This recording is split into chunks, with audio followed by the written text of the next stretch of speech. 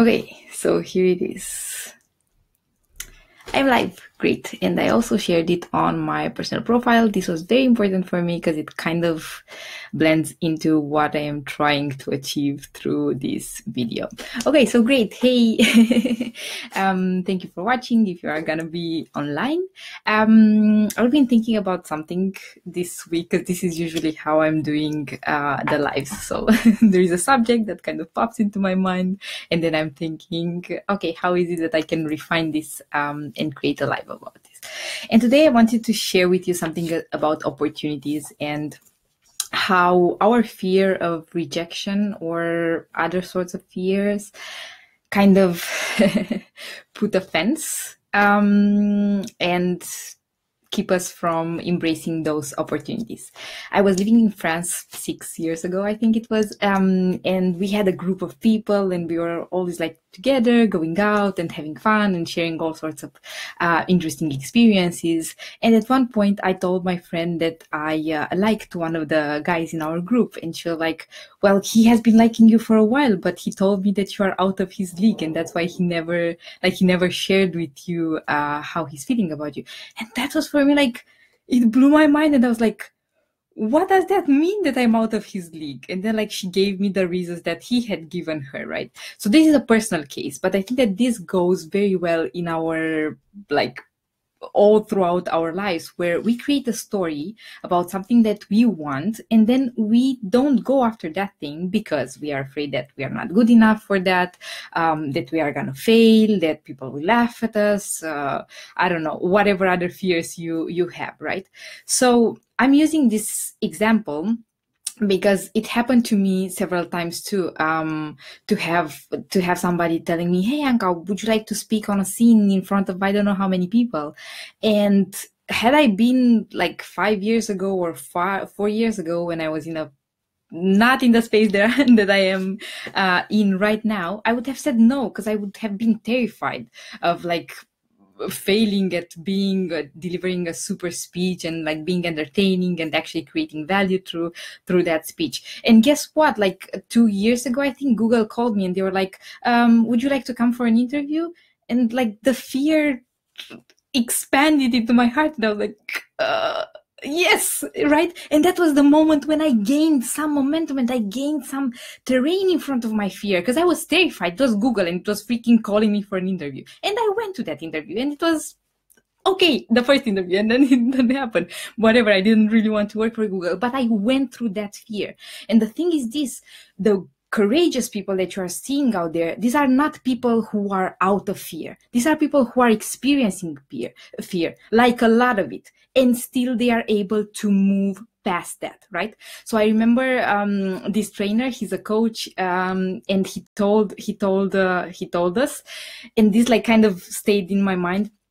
In the morning, he wakes up and he has to do something. So let's say that he has to facilitate a workshop, right? And he starts feeling this fear lurking into his soul. And he's like, okay, fear. He's putting the fear here. He's like, we are pals, right? I'm seeing you. I'm acknowledging you. You are existing. I'm not pushing you away. But the deal is this. I'm gonna do this, whether you like it or not. So you can either be a cheerleader for what is gonna happen, or you can be just like a nasty troll. Regardless of what you choose to be, fear, in this situation, I'm gonna do it. And I think that this is how things work for people who are going beyond and who are like constantly improving themselves and who want to reach a certain level of success. It's not that they are like annihilating their fear and they are doing the stuff. No, they are doing everything they want to do despite or with their fear. And it's pretty awesome. So like, this is why I'm doing all sorts of crazy stuff. That's why I'm jumping off cliffs. It's not that I'm not experiencing fear. I'm experiencing fear. I'm afraid to death. You get what I'm saying? Like when I got on a motorbike, I was afraid that I'm gonna die. I was like literally imagining, visualizing how the motorbike will explode or I'm gonna get in a crash. But I chose to do it because I knew that on the other side, I would be a better person, a much more grounded person. And I love fear because fear has been keeping me alive, right, for all these years. Like it has been keeping us alive as species.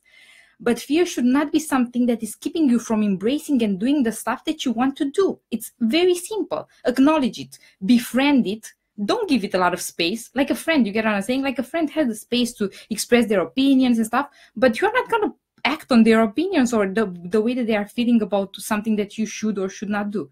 Okay, so I think that I made this very clear. Out of my league, erase that freaking thing.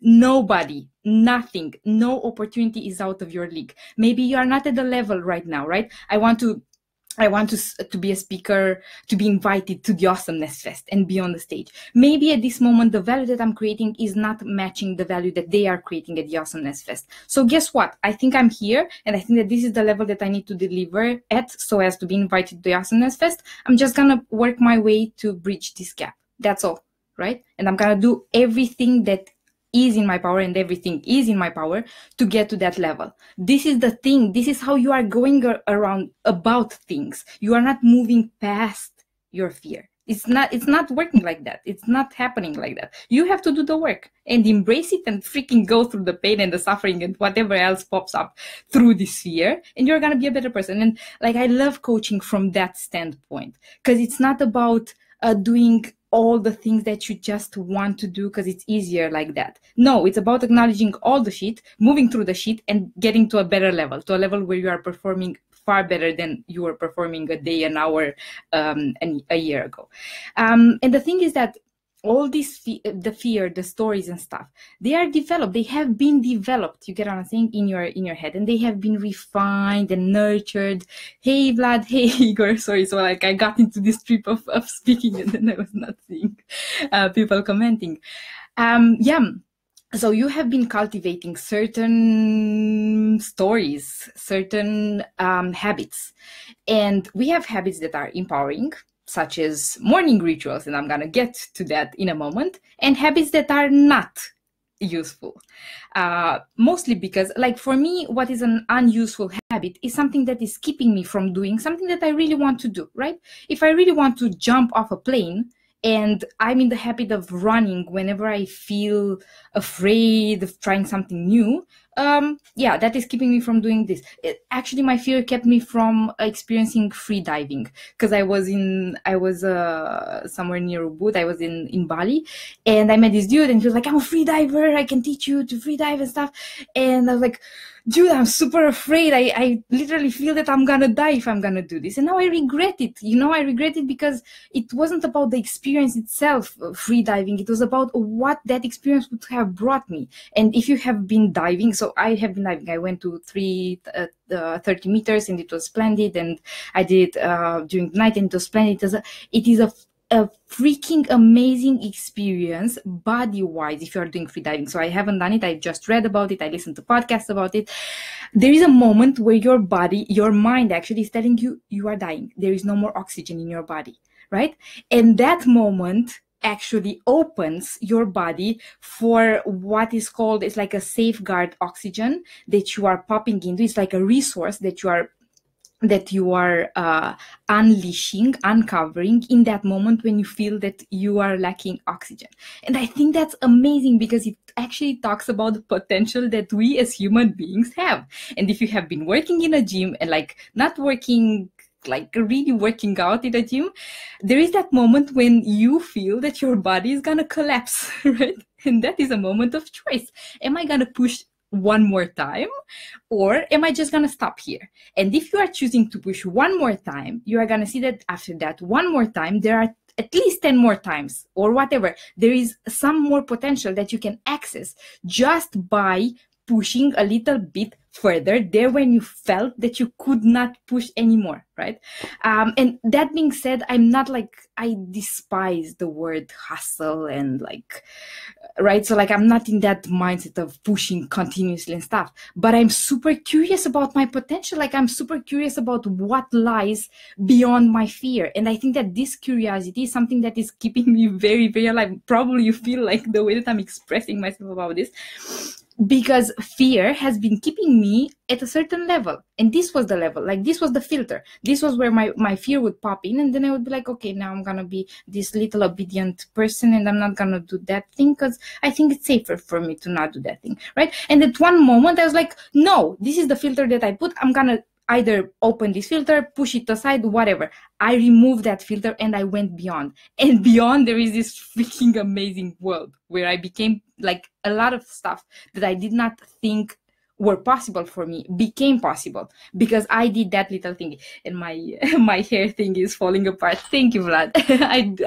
I truly hope that you are feeling the fact that I'm super passionate about this subject, and like I'm going a lot into this subject, and I'm very grateful because I've been through certain experiences this week that kind of like put me in that mindset again.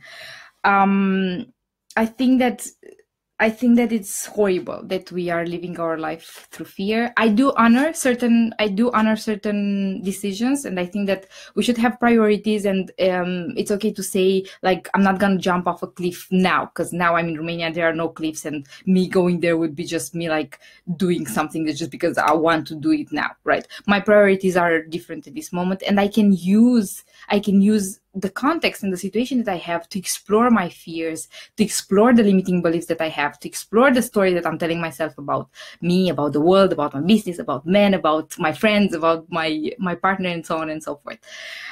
Okay, so I think that I kind of made myself clear. Look at your fear.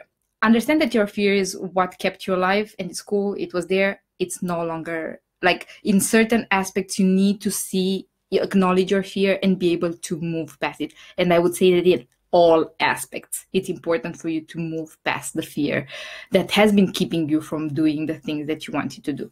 Cool. So I have a little list here with the things that I want to talk about. Okay. So moving past the fear aspect, I was telling you that actually how we develop these fears, it was through habit. So something happened, and then we developed this story about, it's not good to, I don't know, buy Facebook ads, because I'm actually bad at Facebook ads and I lost a lot of money. So I'm just not going to invest in Facebook ads, and I'm just going to go the normal way doing content marketing or whatever. And that's invalid, because actually what happened was that you were poor at that moment at creating Facebook ads, and then if you stop, you are gonna lose a lot of prospects and leads, because Facebook ads actually do work for certain businesses. So what I'm trying to say is that you have to snap out of it and see how it is that you can make work something that did not previously work. And that is all about creating the habit and creating also the mental context. So my ex-partner was somebody who I had like a lot of doubts, and I was like, oh my God, but what if I'm not going to be successful? What if I'm going to die alone in the dark and childless and whatever else? And I was like, do you have a plan B? Should we think about a plan B? And he was like, no. Like, for me, there is no plan B. I'm going to succeed because I'm going to do everything I can, everything that needs to be done for me to be successful. And I was like, wow, that was another moment when my mind opened. And I was like, this dude is powerful. You get what I'm saying? Like, I'm going to stop at nothing. That's not something that is on my to-do list. I'm just going to succeed. That's it. Yeah, exactly. That's the spirit. I'm very grateful for this dude, because he taught me a lot of stuff. He was also very mature, very balanced person, whereas I was like, crazy town, doing all sorts of stuff just to feel that I was doing things. This is another topic about how we kind of do things just to keep ourselves busy. That there's fear also there, because we probably think that we are not productive enough. Okay, going back to habits. This is where I wanted to bring, this is the point that I wanted to bring about. So as to develop these mental habits, you need to put in place a certain context that is supporting you. And I'm doing this through rituals. And if we ever spoke about this, probably you heard me. If you ever had lunch, you probably saw me praying, paying some gratitude for my food. So these are little things that are helping me, one, start my day in a very powerful way. Second, continue having a wonderful day even when things get shitty. And third, to kind of complete my day in a go-getter, in a powerful way. To not a powerful day, because towards the end of the day I think it's better to just relax, but just to complete my day and to feel that to feel that I have fulfilled the things that I wanted to achieve throughout the day. Okay, so I'm gonna go like very, very short into the things that I do so that you can see how it looks like for me. And then I'm gonna tell you what podcasts I'm listening to and what kind of helped me shape these rituals. So in the morning, I have been waking up really early for like 2 weeks now, and I'm very proud of myself. Thank you, Igor. Have a happy day. Okay, so in the morning, I'm waking up, and the first thing that I'm doing, and this has been taking me a lot of time because I was somebody who was not doing this automatically. I'm waking up and I'm smiling. Sometimes I'm fake smiling because this like boosts the serotonin, opens serotonin in my brain, and I'm becoming joyful, and I'm like, oh dude, I'm alive, this is great. Another day in paradise, right? And I'm doing like a little happy dance in my bed. This helps me to start the day with gratitude, right? And for me, gratitude is really, really important. I spent a lot of time in my life taking everything for granted. I was like, of course, like I have a house and like I have all this stuff and I wanted to achieve all these things. And then I looked, like I started traveling and I met other people and I was like, dude, I'm super privileged. Like I have to like be really grateful for this stuff. Plus, I believe that gratitude is the basis for abundance. So this is how I'm starting it. This is how I'm starting my day, with gratitude. The second thing that I'm doing, I'm waking up. I'm getting out of the bed. I'm doing a yoga session. Sometimes I'm doing a So I was telling you about the evening rituals, right? So I'm working out in a gym. I'm coming home. I'm training on a pole. I'm dancing. Then I have a short singing session. So like I'm training my voice. And then I'm playing a little bit of guitar. And I'm all like amateur. I'm not like good in any way, but I'm doing that. I'm showing up because this is what I want to do. So like I imagine myself having a house where I can invite my friends and my kids and like my family, and we are playing guitar. And this is the vision that I have, right? So because I have this vision today in the present moment, I'm putting in place stuff that will help me embrace that vision, or like cash in that vision at one moment in my life. So now I'm trying to like get better on the guitar, playing Noah and the Whale in 5 years time, and I love that song. It's like a really cheapy song. Cool. So after the guitar, I am usually, well, it depends very much. If I have my boxing stuff and I can do some kickboxing, I am doing that. It's also like really, really getting everything out of my head.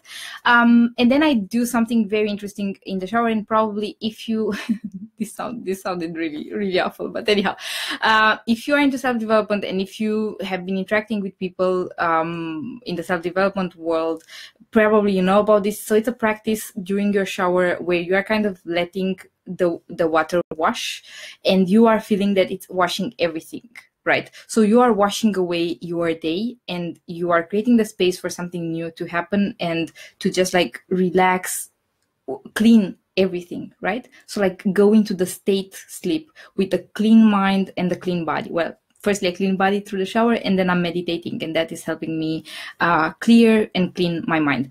And I wanted to comment something on this. Luampi Pasura, who is one of the mentors I met in Thailand, he's a Buddhist monk.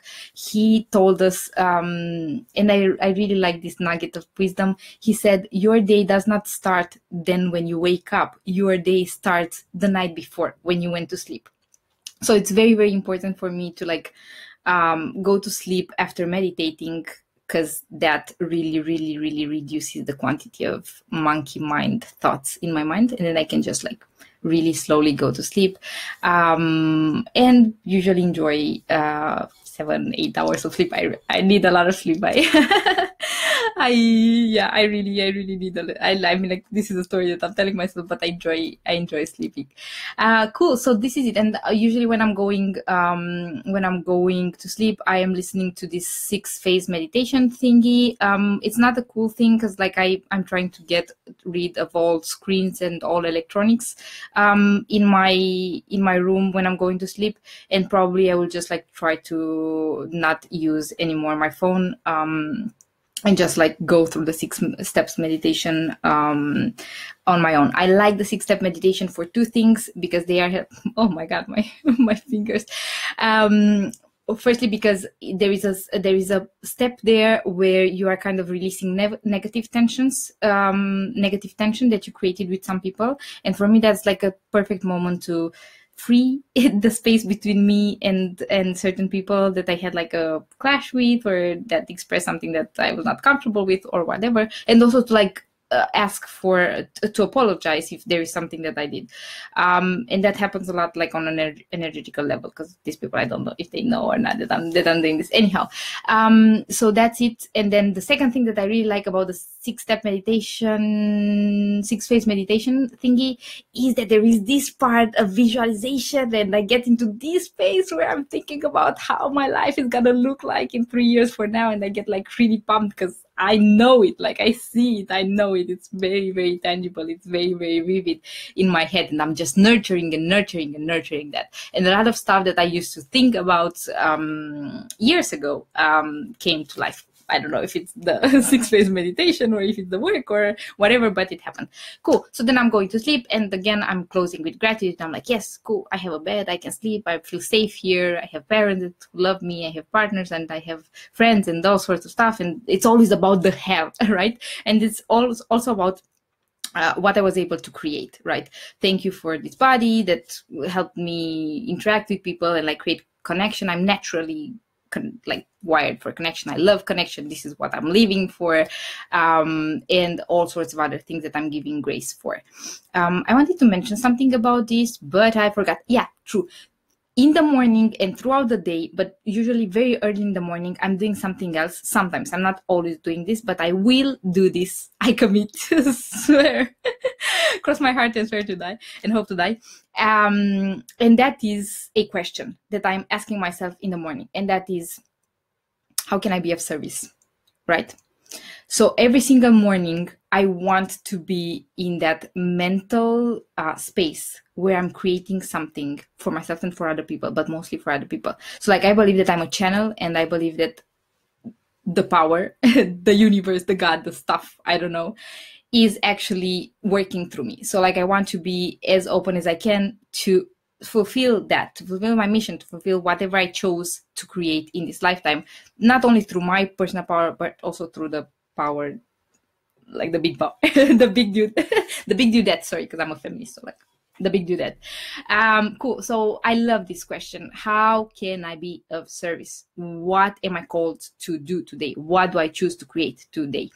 Okay, so this is basically what I wanted to share. I told you about the podcasts and how that helps me a lot. Something else that helps me a lot is to be around people who kind of match my vibe.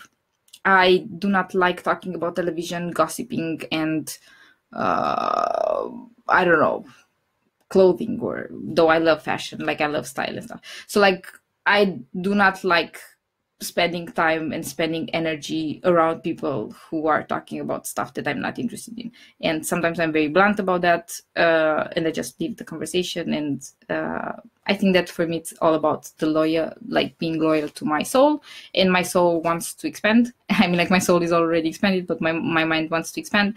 And it's very, very important to understand that we have limited resources, and this is not coming from like a scarcity mindset, because I do believe in abundance, but throughout the day I have 24 hours sometimes,